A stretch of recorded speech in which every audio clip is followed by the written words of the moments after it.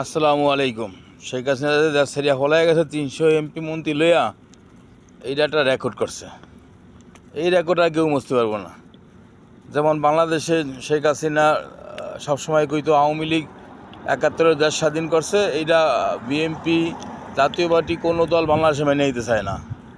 এরপরে বঙ্গবন্ধু স্বাধীনতার ঘোষণা দিছে, এটা বিএনপি কয় জিয়া রহমান স্বাধীনতার ঘোষণা দিছে, কেউ মেনে নিতে চায় না। তো শেখ হাসিনা এবার বুদ্ধি করে করছে কি, এমন একটা বুদ্ধি করছে যে আমি এমন কাম করুম তোরা এটা ইতিহাস হয়ে থাকবো।